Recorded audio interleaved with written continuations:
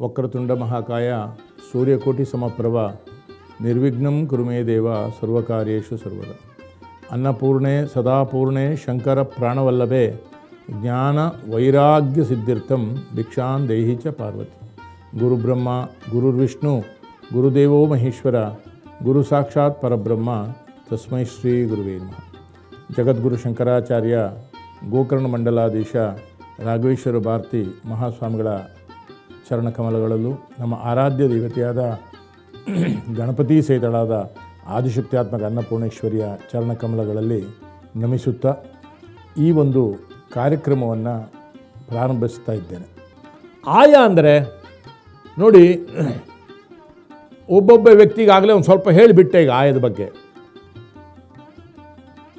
ಧ್ವಜಾಯ ಇದೆ, ಋಷಭಾಯ ಇದೆ, ಸಿಂಹಾಯ ಇದೆ, ಗಜಾಯ ಇದೆ, ಬೇಕಾದಷ್ಟು ಆಯಗಳಿದೆ, ಶ್ವಾನಾಯ ಇದೆ. ಒಂದೊಂದು ಆಯದಲ್ಲಿ ಒಂದೊಂದು ಲಕ್ಷಣಗಳಿದ್ದಾವೆ. ಧ್ವಜಾಯದಲ್ಲಿ ಯಾರು ಮನೆಯನ್ನು ಕಟ್ತಾನೋ ಅವನು ಧ್ವಜಪ್ರಾಯನಾಗಿ ಮರಿತಾನೆ. ಅಂದರೆ ಒಂದು ರಥ ಹೋಗ್ಬೇಕಾದ್ರೆ ರಥದ ಮೇಲ್ಗಡೆ ಧ್ವಜ ಇರುತ್ತಂತೆ, ಧ್ವಜವೇ ಮುಂದೆ ಹೋಗೋದು, ಧ್ವಜಪ್ರಾಯನಾಗಿ ಮರಿತಾನೆ. ಸಿಂಹಾಯ ಒಬ್ಬ ರಾಜನಿಗೆ ಸಿಂಹಾಸನ ಅಂದರೆ ಅದೇಯ. ಸಿಂಹಾಯ ಅಂದರೆ ಡಾಮಿನೇಟಿಂಗ್ ಕ್ಯಾರೆಕ್ಟರಲ್ಲಿ ಸಿಂಹಾಯದಲ್ಲಿ ಬದುಕ್ತಾನೆ. ಗಜಾಯದಲ್ಲಿ ಹೇಗೆ ಆನೆಗಳು ತಾನು ಹೋದಲ್ಲೇ ದಾರಿ ಅಂತ ಹೇಳ್ಕೊಂಡು ಹೇಗೆ ಹೋಗ್ತಾವೋ ಆನೆಗೆ ಅದೇ ಮೆರವಣಿಗೆ. ಆನೆ ಹೋಯ್ತು ಅಂದರೆ ಅದೇ ಒಂದು ಮೆರವಣಿಗೆ, ಅದಕ್ಕೆ ಹೊಸದಾಗಿನ ಮೆರವಣಿಗೆಗೆ ಬಾಜಾ ಭಜಂತ್ರಿ ಬೇಡ. ಅದೇ ರೀತಿ ಗಜಾಯದಲ್ಲಿ ಇರುವವನು ಗಜರೂಪದಲ್ಲಿ ಬದುಕ್ತಾನೆ. ಈ ರೀತಿ ಇದೆ. ಏನು ಈ ಆಯಗಳು? ಆ ಪರ್ಟಿಕ್ಯುಲರ್ ಮ್ಯಾಗ್ನೆಟಿಕ್ ಫೀಲ್ಡಲ್ಲಿ ನನ್ನ ನಕ್ಷತ್ರಕ್ಕೆ ಇವೆಲ್ಲವೂ ಯಾವ ವರ್ಕ್ ಆಗ್ತದೆ ಅಂತ ನೀವು ಕೇಳ್ಬೋದು. ಶಾಸ್ತ್ರಬದ್ಧವಾದಂತಹ ಭೋಗವನ್ನು ಯಾರು ಪಡಿತಾರೋ ಅವರು ತಾನಾಗೇ ಯೋಗಿ ಆಗ್ತಾರೆ. ಅಶಾಸ್ತ್ರೀಯವಾದಂಥ ಭೋಗವನ್ನು ಯಾರು ಪಡಿತಾರೋ ಅವರು ರೋಗಿ ಆಗ್ತಾರೆ. ಶಾಸ್ತ್ರಬದ್ಧವಾದ ಭೋಗ ನೋಡೋದು ಒಂದು ಭೋಗ, ಕೇಳೋದು ಒಂದು ಭೋಗ, ತಿನ್ನೋದು ಒಂದು ಭೋಗ, ಹೆಂಡತಿಯ ಜೊತೆ ಮಲಗೋದು ಒಂದು ಭೋಗ, ಬರೆಯೋದು ಒಂದು ಭೋಗ, ಜ್ಞಾನ ಅನ್ನುವಂಥದ್ದು ಒಂದು ಭೋಗ, ಎಲ್ಲ ಒಂದು ಹಸಿವು ಇದು. ಅದಕ್ಕೆ ಅನ್ನಪೂರ್ಣೆ ಸದಾಪೂರ್ಣೆ ಶಂಕರ ಪ್ರಾಣವಲ್ಲಭೆ ಜ್ಞಾನ ವೈರಾಗ್ಯ ಸಿದ್ಧಿರ್ಥಂ ಭಿಕ್ಷಾಂ ದೇಹಿ ಚ ಪಾರ್ವತಿ ಅಂಥೇಳಿ ಶಂಕರಾಚಾರ್ಯರು ಹೇಳಿರೋದು. ಯಾಕೆ ಅಂದರೆ ಅನ್ನಪೂರ್ಣೆ ಸದಾಪೂರ್ಣೆ, ನೀನು ಮಾತ್ರ ಪೂರ್ಣೆ ಅಮ್ಮ, ನಾವ್ಯಾರು ಪೂರ್ಣೆ ಅಲ್ಲ. ಅನ್ನಪೂರ್ಣೆ ಸದಾಪೂರ್ಣೆ ಶಂಕರ ಒಳಗಿರ್ತಕ್ಕಂಥ ಆತ್ಮಸ್ವರೂಪಿಯಾದ ಶಂಕರ ಉಳಿಬೇಕಾದ್ರೆ, ನಮ್ಮ ಜೀವ ಉಳಿಬೇಕಾದ್ರೆ ಆಹಾರ ರೂಪದಲ್ಲಿ ನೀನು ಬಾ ನಮ್ಮ ಜೊತೆ, ಆವಾಗ ಮಾತ್ರ ಈ ದೇಹ ಉಳಿತದೆ, ಇಲ್ಲದೇ ಉಳಿಯೋದಿಲ್ಲ ಅನ್ನೋದನ್ನು ಅವ್ರು ಹೇಳಿರೋ ಕಾರಣ ಇದು. ಹಾಗಾಗಿ ಈ ಆಯ ಏನಿದೆ, ಈ ಆಯದಲ್ಲಿ ಇಂತಿಂಥ ಆಯದಲ್ಲಿ ನಾವು ಬದುಕುವಾಗ ಅಂಥಂಥ ಶಕ್ತಿಗಳು ನಮಗೆ ಬರ್ತವೆ. ಯಾವ ಆಯದಲ್ಲಿ ಬದುಕಬೇಕು ಮನುಷ್ಯ? ಒಬ್ಬ ಡಾಮಿನೇಟ್ ಆಗಬೇಕಪ್ಪ, ಒಬ್ಬ ದೊಡ್ಡ ರಾಜನಾಗಬೇಕು ಅಥವಾ ಒಬ್ಬ ದೊಡ್ಡ ಮಂತ್ರಿ ಆಗಬೇಕು ಅಂದರೆ ಅವನು ಸಿಂಹಾಯದಲ್ಲಿ ಅವನು ಮನೆಯನ್ನು ಕಟ್ಕೊಬೇಕು. ಇಲ್ಲಪ್ಪ ನಾನು ಎಲ್ಲ ರೀತಿಯಲ್ಲೂ ಸಮೃದ್ಧಿಯಾಗಿ ಆಧ್ಯಾತ್ಮಿಕವಾಗಿ, ಭೌತಿಕವಾಗಿ, ಆರ್ಥಿಕವಾಗಿ, ಸಾಮಾಜಿಕವಾಗಿ ಸುಖವಾಗಿ ಬದುಕಬೇಕು ಅಂದ್ಕೊಂಡ್ರೆ ಧ್ವಜಾಯ ಭಾಳ ಶ್ರೇಷ್ಠ. ಯಾಕೆಂದರೆ ಧ್ವಜಾಯಕ್ಕೆ ಬೋಳ್ಕಾಳು ಅಂತ ಹೇಳ್ತೀವಿ ನಾವು. ಏನು ಬೋಳ್ಕಾಳು ಅಂದರೆ ಮೆಣಸಿನ ಕಾಳನ್ನು ಅತೀ ಥಂಡಿ ಆದಾಗ ನೀವು ಅದನ್ನು ಕಷಾಯ ಮಾಡಿ ಕುಡೀರಿ, ದೇಹದ ಉಷ್ಣಾಂಶ ಜಾಸ್ತಿ ಮಾಡ್ತದೆ. ಅತೀ ಉಷ್ಣ ಆದಾಗ ಮೆಣಸಿನಕಾಳಿನ ಕಷಾಯ ಮಾಡಿ ಕುಡೀರಿ, ತಂಪಾಗ್ತದೆ. ಬೋಳ್ಕಾಳು ಧ್ವಜಾಯ ಅಂದರೆ ಬೋಳ್ಕಾಳು. ನಿಮ್ಮ ಎಲ್ಲದನ್ನು ಸಮತೋಲನ ಮಾಡುವಂಥ ಶಕ್ತಿ ಇರೋದು ಧ್ವಜಾಯಕ್ಕೆ ಮಾತ್ರ. ಇನ್ನು ಇದ್ರ ಬಗ್ಗೆ, ಇನ್ನು ಆಯದ ಬಗ್ಗೆ ನಿಮಗೆ ಹೇಳಬೇಕಂದ್ರೆ ಇನ್ನೂ ಭಾಳ ಭಾಳ ಭಾಳ ಹೊತ್ತು ಬೇಕಾಗ್ತದೆ. ಇನ್ನು ಅರ್ಥ ಮಾಡಿಸ್ಬೇಕಾದ್ರೆ ನಿಮಗೆ ಆಯ ಅನ್ನುವಂಥದ್ದು ಒಂದು ಮ್ಯಾಗ್ನೆಟಿಕ್ ಫೀಲ್ಡ್. ಅದು ಒಂದು ಉದಾಹರಣೆ ನಿಮ್ಗೆ ಹೇಳಬೇಕಾದ್ರೆ ನೋಡಿ, ಒಂದು ಕಬ್ಬಣ ಇದೆ, ಕಬ್ಬಣದ ಒಂದು ಮಳೆ ಇದೆ, ಒಂದು ಅಯಸ್ಕಾಂತ ಇದೆ ನನ್ನ ಕೈಲಿ. ಯಾವುದೋ ಒಂದು ದೂರಕ್ಕೆ ಹಿಡಿದಾಗ ಆ ಮಳೆಗೂ ಅಯಸ್ಕಾಂತದ ಸೆಳವು ಸಿಗ್ತದೆ. ಇನ್ನೂ ಹತ್ತಿರ ಹೋದಾಗ ಅದಕ್ಕೆ ಇನ್ನೂ ಜಾಸ್ತಿ ಆಗ್ತದೆ. ಇನ್ನೊಂದು ಮಳೆಯನ್ನು ಅದಕ್ಕೆ ಇಟ್ಟರೆ ಅದು ಎಳ್ಕೊಳ್ಳೋ ಶಕ್ತಿ ಅದಕ್ಕೆ ಬಂದಿರ್ತದೆ. ಇನ್ನೂ ಹತ್ತಿರ ಹೋದರೆ ಅದಕ್ಕೆ ಟಚ್ ಆಗ್ತದೆ. ಈ ಆಯದಲ್ಲೂ ಅದೇ ರೀತಿ ಆ ಮ್ಯಾಗ್ನೆಟಿಕ್ ಫೀಲ್ಡ್ಗಳು ಚೇಂಜ್ ಆಗ್ತಾ ಹೋಗೋದೇ ಆಯ. ಸ್ಟ್ರಾಂಗ್ ಮ್ಯಾಗ್ನೆಟಿಕ್ ಫೀಲ್ಡ್ ಬೇಕಾದರೆ ಸ್ಟ್ರಾಂಗ್ ಮ್ಯಾಗ್ನೆಟಿಕ್ ಫೀಲ್ಡ್ ಅವನ ನಕ್ಷತ್ರಕ್ಕೆ ಯಾವುದಾಗ್ತದೆ? ಈಗ 60 ಅಂಶ ಉತ್ತರ ಧ್ರುವ, 40 ಅಂಶ ದಕ್ಷಿಣ ಧ್ರುವದಲ್ಲಿ ಹುಟ್ಟಿರ್ತಕ್ಕಂಥ ಒಬ್ಬ ಮನೆ ಯಜಮಾನ ಇದ್ದಾನೆ. ಅವನಿಗೆ ಸುಖವಾಗಿ ಬದುಕಬೇಕು ಅಂದರೆ 60 ಅಂಶದ್ದೇ ದಕ್ಷಿಣ ದುರ್ವದ್ದು ಇರೋದು ಮನೆ ಕಟ್ಟಿಬಿಟ್ರೆ ಅತಿ ಉತ್ತಮ ಅದು.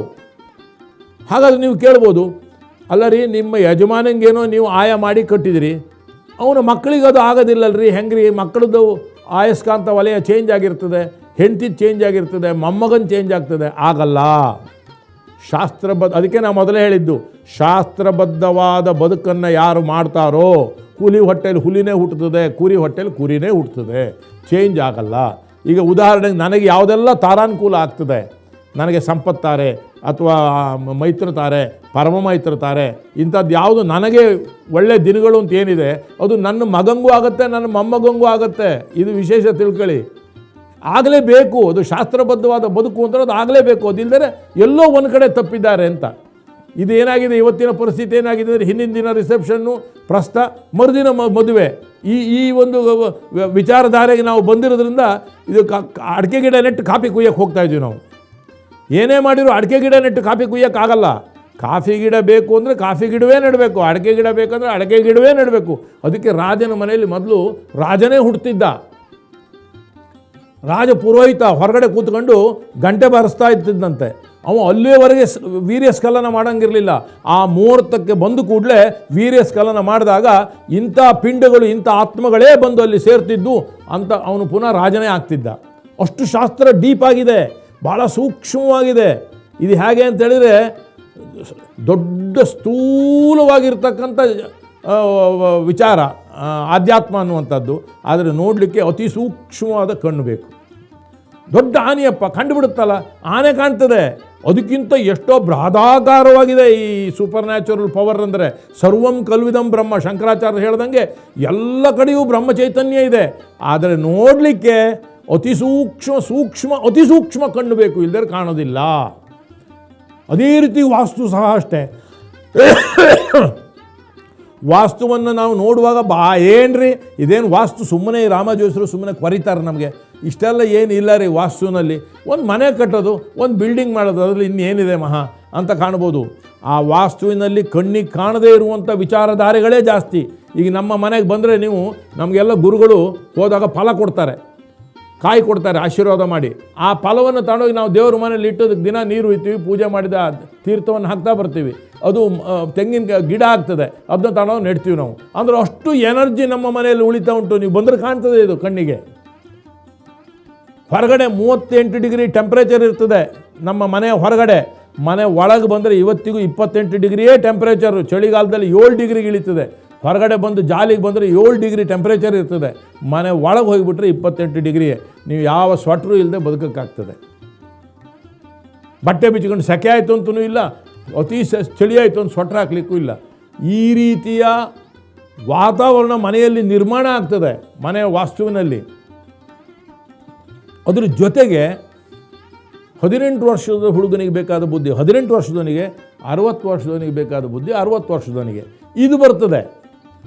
ಯಾಕಂದರೆ ಇವ 60 ವರ್ಷ ಆದ ಮೇಲೂ ಯಾವ ನಿವೃತ್ತಿಯನ್ನು ಮಾಡದೆ, ಎಷ್ಟೋ ಜನ ನಾವು ಹಳ್ಳಿಲಿ ನೋಡ್ತೇವೆ, 10 ರೂಪಾಯಿ ಬೇಕು ಅಂದರೆ ಮಗ ಮತ್ತು ಮೊಮ್ಮಗನು ಅಜ್ಜನ ಹತ್ರ ದುಡ್ಡು ಕೇಳೇ ತಗೊಂಡು ಹೋಗೋದು. ಅವನ ಕೈಲಿ ಯಾವ ವ್ಯವಹಾರನೇ ಕೊಟ್ಟಿರೋದಿಲ್ಲ. ಅಂದರೆ ವ್ಯವಹಾರನೇ ಕೊಡದೆ ತಾನೇ ವ್ಯವಹಾರ ಮಾಡ್ತಿರ್ತಾನೆ ಅವನು. 70-80 ವರ್ಷದ ಮುದುಕ, ಅವನಿಗೆ ವೈರಾಗ್ಯ ಬಂದೇ ಇರೋದಿಲ್ಲ.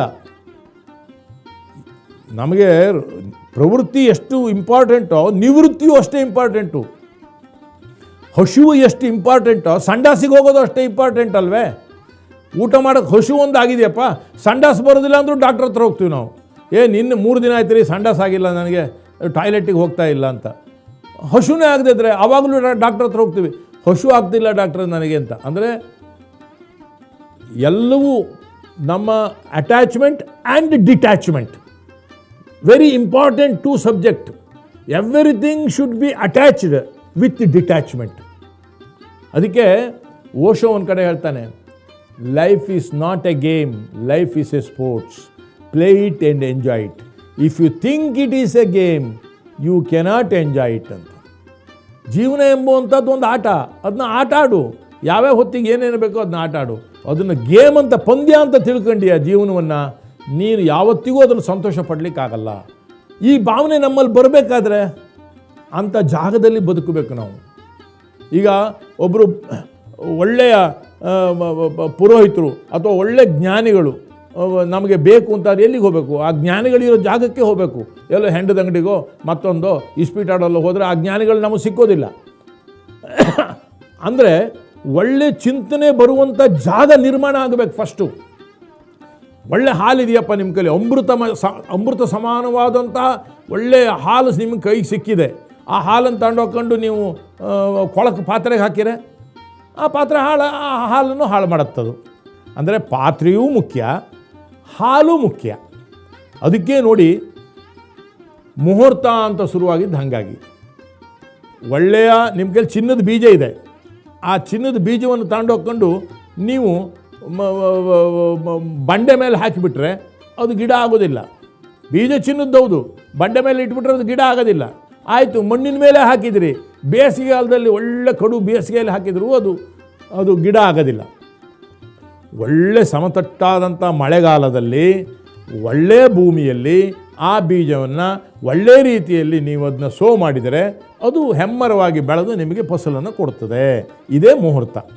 ಹಾಗಾಗಿ ಶಾಸ್ತ್ರಬದ್ಧವಾಗಿ ಬದುಕೋದು ಬಹಳ ಮುಖ್ಯ.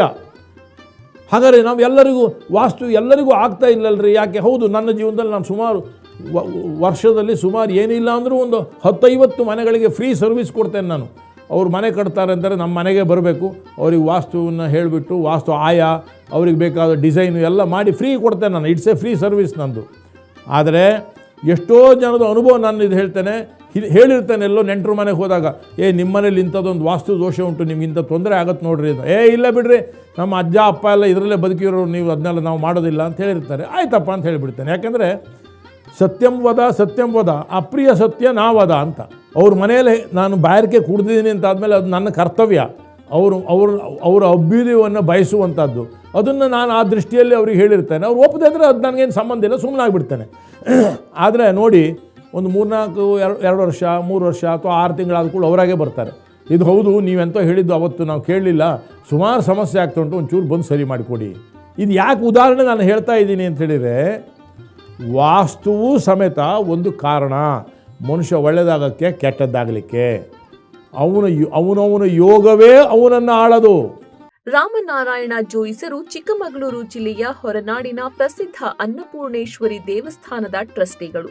ಇವರು ನಾಡಿನ ಖ್ಯಾತ ವಾಸ್ತುಶಾಸ್ತ್ರಜ್ಞರು. ವಾಸ್ತುಸೂತ್ರವನ್ನು ಇವರು ಅತ್ಯಂತ ವೈಜ್ಞಾನಿಕವಾಗಿ ಮತ್ತು ಸರಳವಾಗಿ ವಿಶ್ಲೇಷಿಸುತ್ತಾರೆ. 50ಕ್ಕೂ ಹೆಚ್ಚು ಪ್ರಮುಖ ದೇವಸ್ಥಾನಗಳಿಗೆ ವಾಸ್ತುಸೂತ್ರ ರಚಿಸಿಕೊಟ್ಟಿರುವುದು ಇವರ ವಾಸ್ತು ಪರಿಣಿತಿಗೆ ಸಾಕ್ಷಿ. ವಾಸ್ತು ಮತ್ತು ನೆಮ್ಮದಿಯ ಬದುಕಿನ ಕುರಿತು ಹಲವಾರು ಉಪನ್ಯಾಸಗಳನ್ನು ನೀಡಿದ್ದಾರೆ. ವಾಸ್ತು ಎನ್ನುವುದು ಮೂಢನಂಬಿಕೆಯಲ್ಲ, ಇದಕ್ಕೆ ವೈಜ್ಞಾನಿಕ ಆಧಾರಗಳಿವೆ ಎನ್ನುವುದನ್ನ ಜೋಯಿಸರು ದಾಖಲೆ ಸಮೇತ ನಿರೂಪಿಸುತ್ತಾರೆ. ಇದೀಗ ರಾಮನಾರಾಯಣ ಜೋಯಿಸರು ವಾಸ್ತುಶಾಸ್ತ್ರದ ಮಹತ್ವ, ವಾಸ್ತು ಏಕೆ ಮುಖ್ಯ, ಇದನ್ನೇಕೆ ಮೂಢನಂಬಿಕೆ ಅನ್ನಬಾರದು, ವಾಸ್ತುಸೂತ್ರ ಪಾಲಿಸಿದರೆ ಆಗುವ ಪ್ರಯೋಜನಗಳೇನು ಇತ್ಯಾದಿ ಸಂಗತಿಗಳ ಕುರಿತು ವೈಜ್ಞಾನಿಕವಾಗಿ, ಶಾಸ್ತ್ರೀಯವಾಗಿ ಮತ್ತು ಸಮಗ್ರವಾಗಿ ವಿಶ್ವವಾಣಿ ಟಿವಿ ಸ್ಪೆಷಲ್ ಯೂಟ್ಯೂಬ್ ಚಾನೆಲ್ಗೆ ವಿವರಿಸಿದ್ದಾರೆ.